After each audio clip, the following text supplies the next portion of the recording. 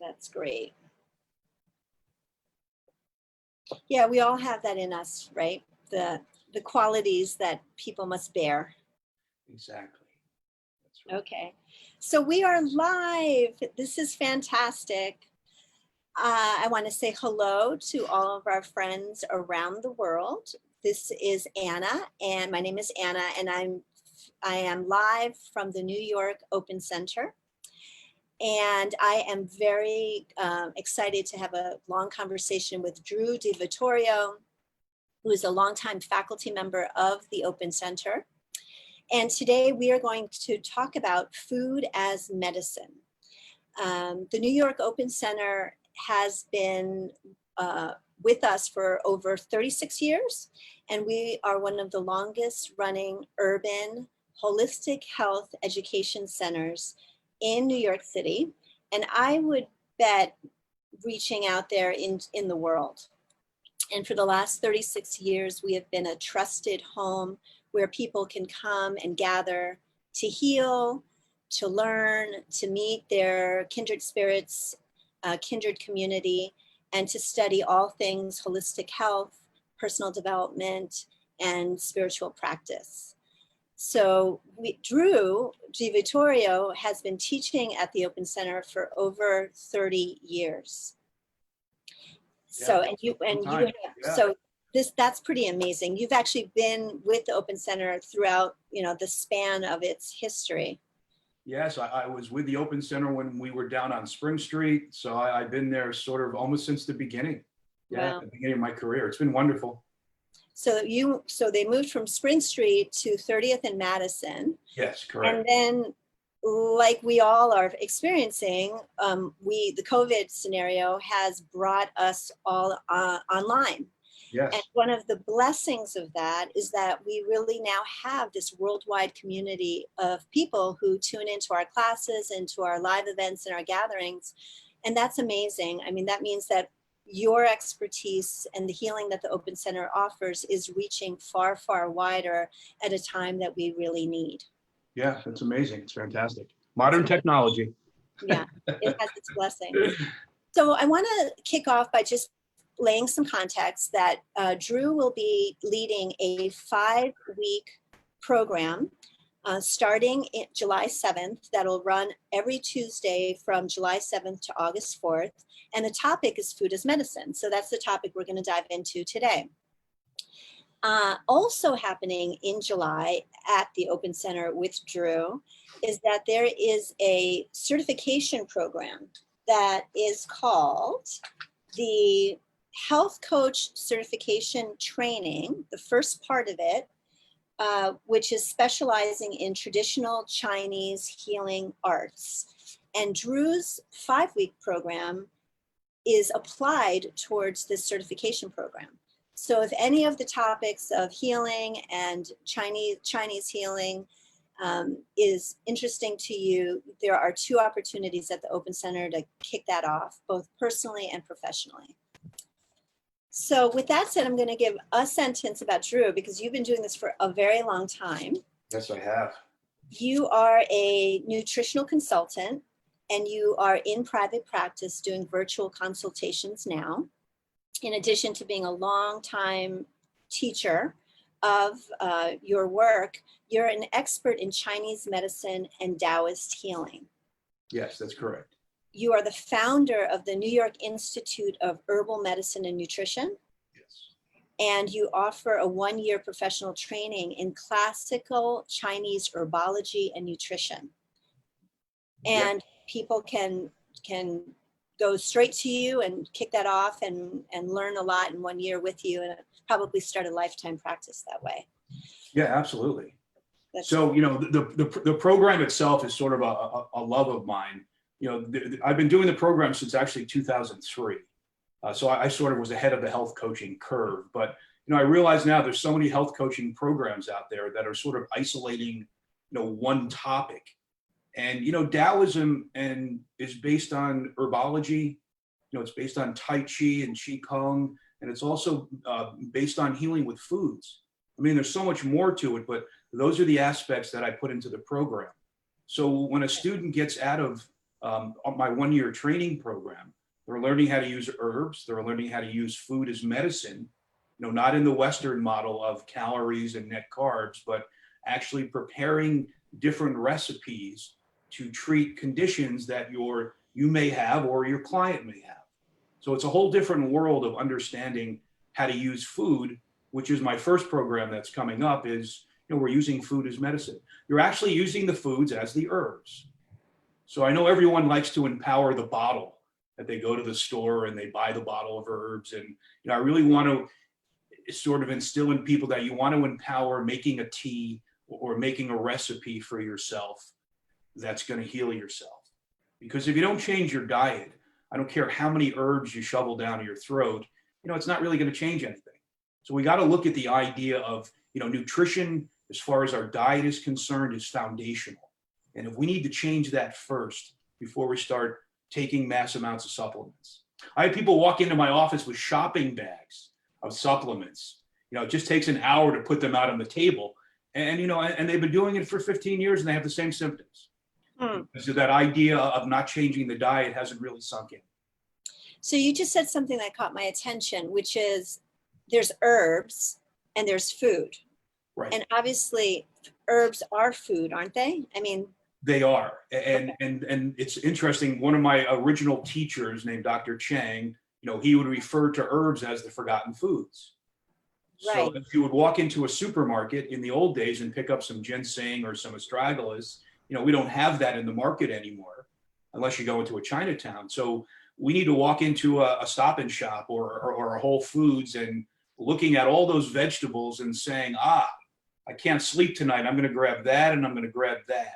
Or I'm coming down with a cold or a flu. I'm going to grab those two things and that, and I'm going to make myself something to help me to hopefully alleviate my condition that's going on. That is an amazing idea, because the idea of that interchange between an herb and a food is an herb, just opens up so much opportunity to be empowered, right? And to buy probably pretty inexpensively, right, in a grocery store, things that can support you. Right. So, I mean, it's within the same grocery budget that you're already doing, but you're just switching out foods. Wow. One of the things I always talk about in my classes is, try to substitute foods that are highly nutritious for foods that are not highly nutritious. Like if you're eating raisins, why not switch in goji berries, which they have a much more higher nutritional content. So that's really what I'm trying to get people to do is make better decisions with food choices. So I know today the word plant medicine, right, is a very popular term. So is what you're talking about plant medicine? Absolutely. All foods and herbs are plants. So this is plant medicine. This is the old style of plant medicine, which is now coming back into play, which is I'm building recipes to help treat myself or my family from the stuff that I'm finding in a supermarket. And we lose that. I think we lose the idea of how to empower ourselves with food. We're always going to somebody else and we're always trying to find the bottle that's going to cure us. I love for my clients to make tea and to make recipes because they're doing something. It's a ceremony. They're actually spending time. It tastes good, but they're actually spending time to heal themselves. Right. So it really begins to get into your psyche or your being that I'm preparing this meal. It's going to taste great, but it's also going to help me with my digestive issues, or it's also going to help me with the headaches I get. So, I mean, that is a whole new concept that I think we need to understand, especially what's going on now, where everyone sort of doesn't know what to do for their immune system. I think if we start to understand some of the recipes that have been around for hundreds of years that have some great success on warding off colds and flus, for example. That's fantastic. So let's dive in there. So tell us, I know you're going to take, in your class, you're going to really deep dive. Yes. But in the time that we have together right now, give us some tips that we can use to, COVID's around and anxiety and stress and immune system. It's important to to be taking care of ourselves right now with our immune system. So what would you say for me when I want to go shopping next? So the idea of treating a cold or a flu in the Chinese medical system is based on the idea of sweating. There's a group of herbs called diaphoretics, which when you eat them, you sweat.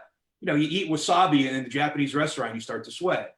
So the idea of preventing or treating a cold or flu is adding foods and herbs that actually produce or induce a sweat. Everyone knows ginger. I mean, ginger is one of the main things that we use to produce a sweat. And as we know now from modern research, is that ginger has antimicrobial properties as well.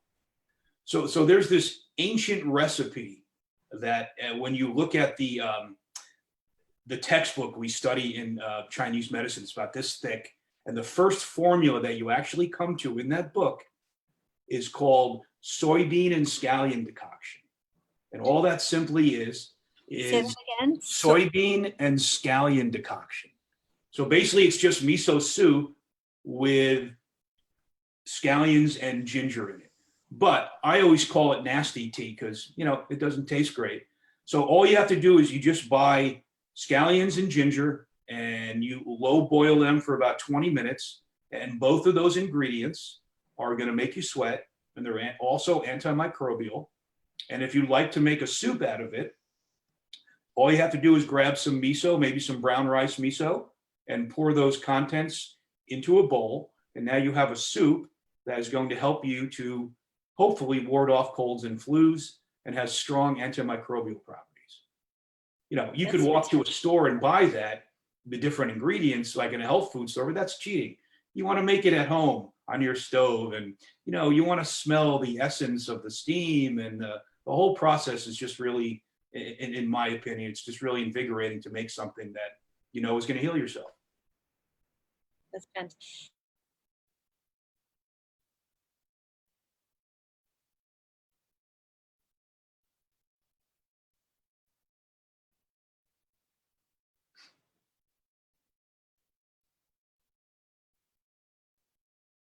I think you're frozen.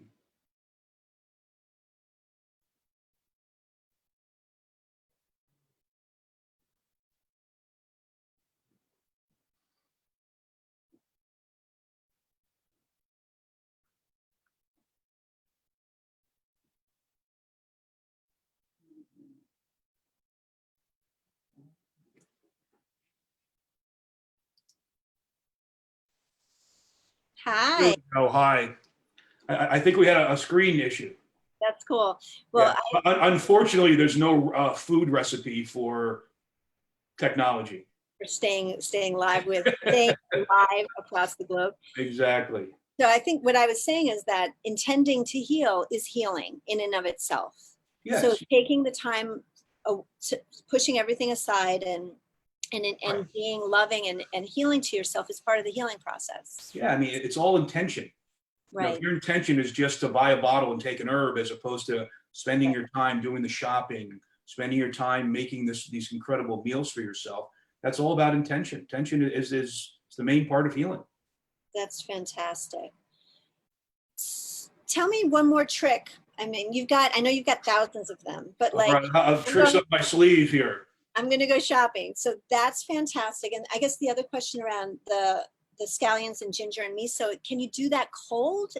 Does it have the same effect, or should it be hot? It has the same effect. I mean, an herb, the medicinal property of an herb doesn't necessarily change based on its temperature. Right. So if I drank a hot tea, it's going to have the same medicinal effects. However, you know, if somebody has a cold, where they're either catching a cold, we obviously want to do something that's warming, which is kind of the yin yang principle. You want to do the opposite to heal.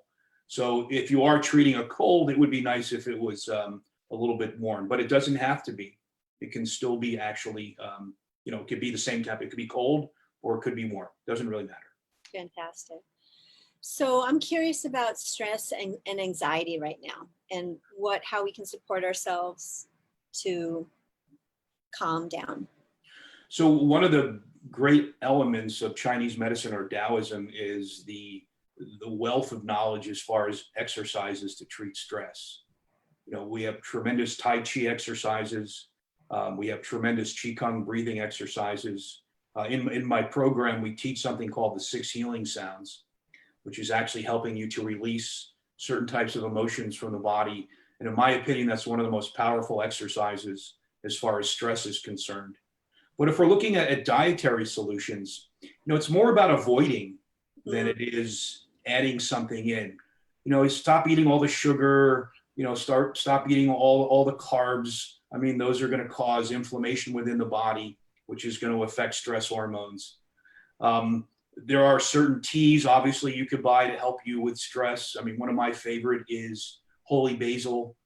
There's also an herb called ashwagandha, and those are all herbs that treat what's known as stress-induced disorder. So they kind of help you relax and calm down.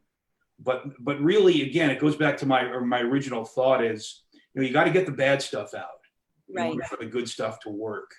So it's more of getting rid of, all the sugars and all the cakes and the candies and all the stuff that you're doing. And then the teas are going to have more effect. Right. That's really important. Yeah. People call me on the phone and go, hey, Drew, this isn't working for me. And I'm like, well, you haven't changed your diet. You can't live on fast foods every day and expect, an herbal formula or a protocol with exercises and herbs and food to work unless you change your diet. Great. So for all of us, I'm sure immediately we can lessen the kind of sugars that sit in all of our foods. Yes. And then processed foods for sure. Processed foods, if it takes you 5 minutes to read the label, it's probably not good for you. Right. And yeah, you have to take out, a dictionary to kind of look or Google what the ingredients are. It's probably not good for you. Right. So we have a question coming in from an audience member about folate. Is there a food alternative to folate? And the first thing I'd like to ask is, what is folate? What does it do? And then what is the food? Is there a food alternative to it? Well, you can find folic acid in most of your vegetables and grains. Okay. I mean, there's so many positions for what that actually does. But yeah, you can use mostly grains, and some vegetables are going to be getting your folic acid or folate. Folic acid now is being studied for, well, I don't want to get too technical, but it's actually helping with brain health. It's helping to detoxify us. So stick with the grains and stick with the fruits as far as that's concerned. And again, if there is actually a diagnosed condition going on, then that's when you would jump into the herbs and the supplements for that. Okay. Fantastic. And now another question is, some people think that see plant medicine in shamanic terms. So there's lots of activity around ayahuasca as medicine. What's your take on those types of practices? Again, I think they're fine if they're done in a safe environment. But as far as what I'm talking about in the Asian system is really more of using everyday foods and common herbs or patent formulas that have been tested for hundreds and hundreds of years to create a safe outcome. Mm-hmm. I think that's different than what I'm talking about here. Certainly something that, again, if it's done in a safe environment, I'm sure it's fine. Mm-hmm. What we're talking about here is just your everyday diet, learning how to go to the supermarket and start to just get rid of the bad foods and bring in some foods that are highly nutritious. And that begins the process of healing. The ayahuasca is an isolated event. This is more of a daily thing that's going on every single day of your life. You're creating recipes that are targeted for your conditions that are going on in the body. And you're walking into a supermarket with a whole different consciousness now. And that's what I'm really trying to hammer home. Right. That's fantastic. So it's what you make me think about is not a discipline in a rigid form, but a mindset of self-care, and knowing that if we're having 3 meals a day or 2 meals a day, and also our drinks across the day, that they're all acts of love and self-care, or can be. Yes, absolutely. And that's what healing looks like. Yeah, and it's also about, not being a victim to of what you're feeling on a weekly or daily basis. clients will say, oh, I have a headache and I'm tired. And well, what are you doing about it? Oh, I don't really know. And, so this sort of gives you the tools to be proactive in your daily life to help try and combat some of the symptoms that you have. Instead of feeling that I have no solution to what's going on with myself, well, we have some solutions that may work for you that have been time tested. So if we just start to work with that intention, that begins the healing process. Mm. Will you share, you mentioned to me about your mom. Yes. And will you share that story? Like you mentioned that's how you fell in love with food as medicine. Yes. My mom was an amazing thinker, way ahead of her time. I mean, she was, doing the yoga back in the 60s when people thought she was some kind of a crazy person. And I grew up eating organic foods when nobody even knew what organic foods were.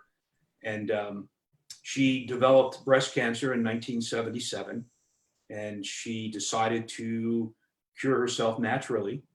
And she went on what's called the Gerson program and also some other ancillary therapies that she was using. So when I was growing up, I always make the joke, she had to make about 10 juices a day. So talking to my mom was, hey, Mom, can I go out tonight?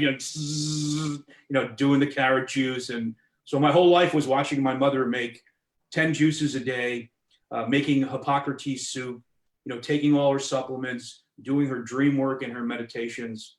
So I kind of grew up sort of as an audience member, if you will, of my mother's life and transformation to heal herself.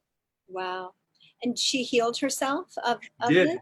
Absolutely did. Yeah. Amazing. Yeah. She passed away about 5 years ago. God bless you. Yeah. How old was she when she passed away? She was 83. All right. Yeah. That's amazing. So what's interesting about that, so it's not just Chinese medicine. So the Gerson program was created by a German doctor. So here's a German doctor coming up with the idea of certain foods and certain herbs will help to heal the body. The Hippocrates soup is full of sulfur. We know now that sulfur is a huge detoxifying substance for the body. That's why everyone's kale crazy, as I call it. Every kale, it's the best antioxidant. Well, it does, but a lot of foods have sulfur. So does all the cruciferous vegetables. We see the research on broccoli and kale as great detoxifiers. So, Dr. Gerson was ahead of his time. He realized that there are certain micronutrients and elements in food that actually increase the biochemistry or feed the biochemistry in the body to enhance the detoxification or healing process. Mm. Yeah, I mean, he was a doc. Everything was scientific and laid out. So it was really amazing. So you're talking about Mother Earth as medicine. Yes. The natural plant world as medicine. Absolutely. Although you specialize in the Chinese healing art. Well, my training is in both. So I do work mostly with Chinese herbs, but as far as food goes, I mean, yeah, we're walking into a Stop and Shop. I mean, we don't need to go to any specific market to learn how to heal yourself with the different recipes. Leeks and garlic have been around forever, so you can find them anywhere. So we don't have to go to a specialty store to learn how to cook and heal ourselves. So I have another question coming in. So this one, you mentioned ashwagandha. Yes. Big word. And I think you mentioned it in relation to stress. Yes. Can you give some ideas on how that would be used and how we could take it for daily maintenance? Somebody suffers from chronic anxiety. Okay, so I'm going to make a blanket statement. I'm not going to I can't really, heal somebody online, but so the research on ashwagandha tells us that it helps to treat something called post-traumatic stress disorder or stress-induced disorder, where we get elevation of certain hormones like cortisol, and that can affect our thyroid regulation. It can affect our digestive system, our immune system. It certainly can cause us to have sleep disorders, etc. So the research on ashwagandha suggests that it actually helps to reduce stress hormone, and that in turn can help us to sleep better and get through our day better. So as far as taking it on daily use, you should certainly talk to an expert before you start taking anything on a daily use, because, I don't know what medication somebody might be on. Right. It's always a good idea to get, when you start to take a supplement on a regular basis, great to talk to somebody who, is an expert, make sure there's no contraindication with medications, and everything's good, then you're good to go. All right. And I know ashwagandha through Ayurveda. Yes, it's an Ayurvedic herb. Absolutely. Right. Okay. Very similar to ginseng in its energetics. It's very warming in nature. Really warms the body up when you take it. And that's a part. If I have time for a sec, is please. The energetics of food and herbs in Chinese medicine, to me, is the most fascinating part of the system, because every herb and food runs hot or cold. So ashwagandha is a very warming herb. So obviously, if I'm a person who has cold hands and feet, and I hate the air conditioning and I hate cold weather, I'm running cold. So by introducing foods that are more warming in nature and herbs that are more warming in nature, I'm actually reversing that negative trend. Mm. And then there's the idea of tastes. Every food and herb has a taste, and each taste does something medicinally. So we mentioned ginger makes you sweat, right? Bitter foods like dandelion greens and all the dark green leafies you see in the supermarket, well, they actually drive heat down the body. Now you would say, well, who wants to do that? Well, heat rises in nature as it does in your body. So when heat builds up in your body and starts to rise, we can end up with things like high blood pressure, migraine headaches, acid reflux. So if we're driving that heat down, we're actually helping to alleviate some of those symptoms. So the energetics, which is not part of the Western nutritional world, is what makes Chinese medicine so fascinating and so much fun to actually learn. Wow, that's amazing. I'm going to ask you a question. Right now, the whole CBD and so that's a plant, right? Any cannabis is a plant. Yes. What's your take on the maybe the use, overuse, or the manufacturing, and talking about the energy, plant being and having an energy to it? What's your take on that generally? Well, I always talk about this. It's the new kid on the block. 10 years ago, it was goji berry, then it was noni juice, and now CBD oil is the new kid on the block. And yes, there's tremendous research. We do have cannabinoid receptor sites in our body. The research is pretty solid on neurological issues, sleep disorders, and pain. My only, not concern, but my apprehension is make sure you do your research, because unfortunately, when we see, that base of research, everyone starts to expand it to everything. And I think we just need to look at new herbs and new things coming onto the market as what's the evidence base behind it. And as of now, I think CBD oil, as far as evidence goes, is pretty solid, with stress reduction and pain seem to be the big ones for CBD oil. Okay. And again, it's a fantastic plant. Our body has been craving it forever because we actually have receptor sites. So right. Again, take it. You got to change your diet. It's so important. And again, make sure you're looking at what is the evidence base behind it. Don't spread it out to everything. Oh, right. Well, it treated my next door neighbor's stress. I'm going to use it for my, I'm going to use my whatever. You just make sure you're keeping within the context of the research. Right. And then does intention also apply, like with across all of these things, CBD, herbs, foods, your intention related to how you use it? Everything. I mean, they find greater results with using homeopathy and herbs with animals because, they have no, predisposition of like, oh, this is never going to work. My neighbor called me up and said, the herbs you gave are never going to work. So the animals, so we know that everything is based on intention. We know that when we see double-blind control studies, we know the placebo groups get better first. That's all intention. So if your intention is not to heal yourself, well, then that's something you need to work on. So if you're taking herbs and trying to heal yourself with the intention that this isn't going to work, then why would you do it? It's like any venture that you take, right? I mean, I'm going to get a new job, but I'm going to hate it and I'm going to quit anyway. So that's my intention of going into work. I mean, it's the same thing with healing. Your intention has to be, I'm going to be healing myself. Right. It is a venture. We say it's from chaos to clarity. The whole healing process is starting off with chaos. You're learning new ideas. You know, your body is reacting in different ways, and you have somebody coach you or guide you through that, and hopefully you get into clarity. How long that takes? Some people can do it in 3 months. Some people it might take 10 years or 15 years.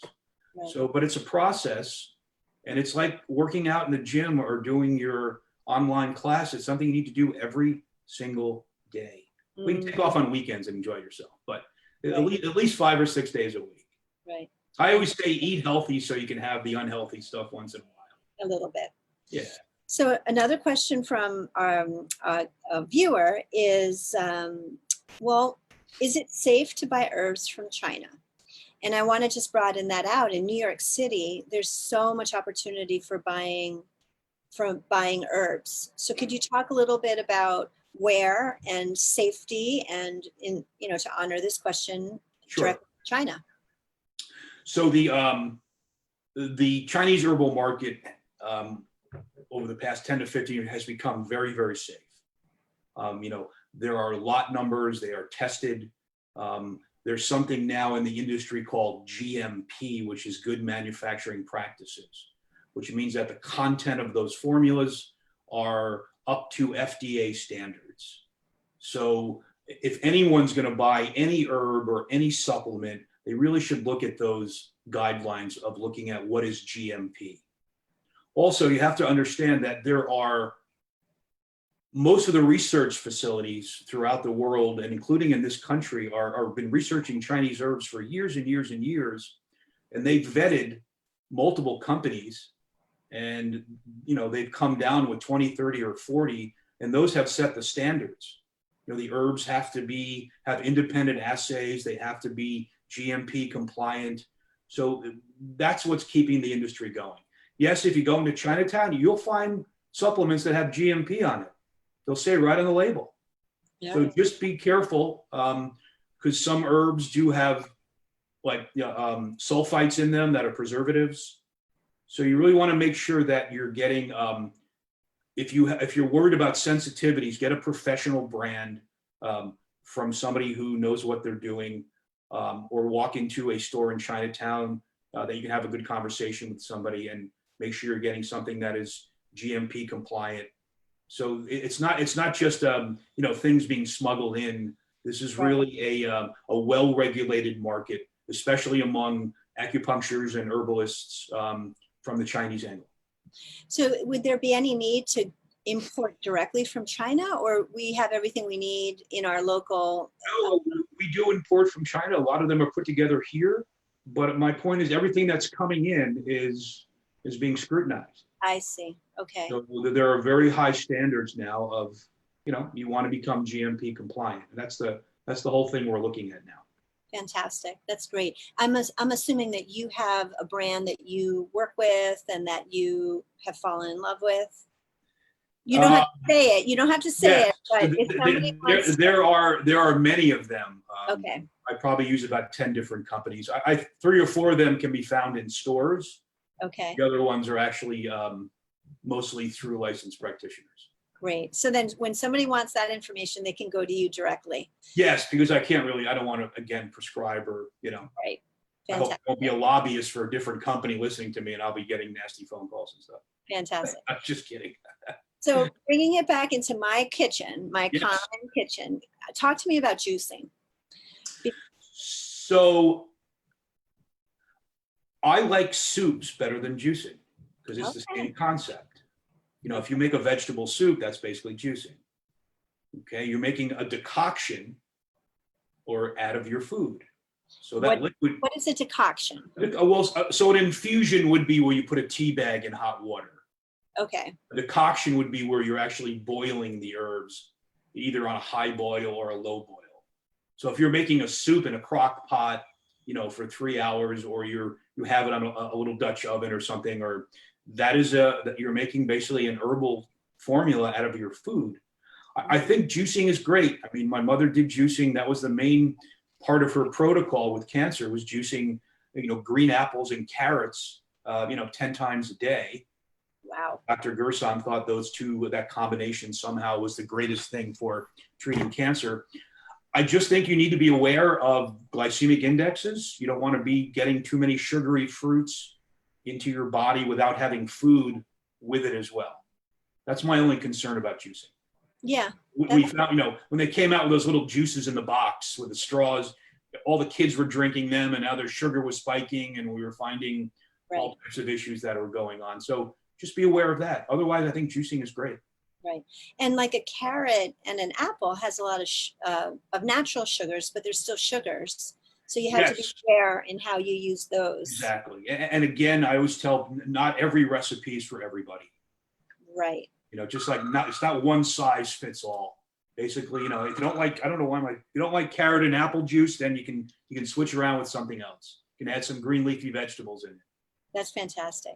Yeah. Well, you are endless trove of information and knowledge and wisdom, and I so appreciate it. So I want to bring us back now. People have a great opportunity to join you for 5 Tuesdays, and starting on July 7th, from 8 until 10 o'clock Eastern Time. And will you tell us a little bit about what this class is going to be about, and what people can expect? Sure. Well, I structured the class based on recipes for the different elements. So what that means is we're going to look at recipes for the fire element, which is we're going to look at anxiety and sleep disorders. We're going to look at the immune system. We're going to look at digestive disorders. We're also going to look at detoxification, because that's so big out there now. I want to make sure people are doing it safely and properly. Not that I'm the genius of it, but I'm humbly trying to tell people that detoxification is an everyday process. It's not a 3-day fast of running to the bathroom 20 times a day. It's actually choosing the right foods to get into your diet on a daily basis that are slowly helping you to kind of clear your body and detoxify yourself. So we're going to go over all the foods and all the recipes and all the theories behind it. And when we do the detoxification class, I'm going to teach people how to set up their own personalized detox program for themselves. And that's going to be based on what's known as constitutional types in Chinese medicine. Whether people run hot, whether they run cold, what organ systems might be involved. So we'll be sending people intake forms online they can fill out, and we'll use those to sort of figure out, where somebody might be on the spectrum of hot, cold, and which one of the systems we need to work on. So it's general, and it's also personalized. I try and keep it light, but I do provide a lot of research and a lot of information behind it. People will have all the PowerPoints after each class, and I'm always open for phone calls. And if you love that class, that can sort of move you into the training program, which is broken up into 2 parts. There's the first part is the healing with food part, and then the second part is the healing with herbs part. So it's sort of a nice way of getting into it. So obviously it's much more deep as far as theory goes when we get into the training program, but you're going to be learning how to do Tai Chi, the 6 healing sounds. We're going to be learning how to diagnose people with pulse, tongue, signs and symptoms. So, whether you want to work with yourself and your family or friends, or whether you're a practitioner, this is what Taoism was. It was empowering the individual to give themselves a better life, whether it's through the art of placement of feng shui, whether it's through Tai Chi, or whether it's through picking the right herbs for you and your family.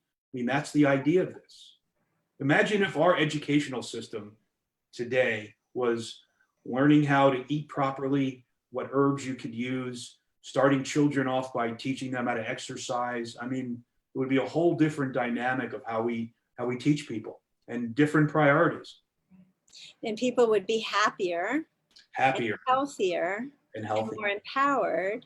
Exactly. Right? That's amazing. The training program lasts how long? It's the first part is 5 months, but it's actually done in actually 4 months, the way it's set up now. So it meets one weekend a month. I think it's one week. I think it's a Saturday or a Sunday. So we're going to be doing, we do a theory class, we do a diagnosis class, then we do a whole Chinese healing arts class on diet, which is how to create an entire program for people based on their constitutions. I created a spreadsheet which helps you differentiate all the foods. And so instead of, going on like a South Beach or a paleo, you're actually going on a diet that is specific to your constitution. That's fantastic. Yeah. And then we do a cooking class and a medicine making class as well. Wow. Yeah. So for the 5-week class that starts July 7th, do people need to have anything purchased in advance? Yes. So what we're going to be doing is the first class is going to be an introduction, a theory class. And at the end of each class, I'm going to, each student will get ingredients that we're going to prepare together in the subsequent classes. Okay. So if we're going to do nasty tea on class number 2, we'll talk about all the ingredients in the last 15 minutes and what to buy, make sure you have anything. And then we'll start off by cooking that in the next class. And we'll do that for each subsequent class. That's fantastic. So it should be fun. I mean, I keep it light, and I used to do stand-up comedy, so I throw a lot of dumb jokes in there. And there you go. That's good. Also healing, laughter. Laughter is the best medicine, right? Exactly. That's great. Well, you have been so wonderful. And for everybody who's watching or will watch this, you are easy to find on our website, which is opencenter.org. Yes. And you're also very likely easy to find on a Google search. You're available for consultations. Yes. And your school is alive and well. And you're a very accessible teacher for people locally in New York City and also across the globe now. Exactly. So Drew, thank you so much for being with us. Thank you. Thank you so much for the time. Yes. Have a great day, everyone. Thank you. Thank you.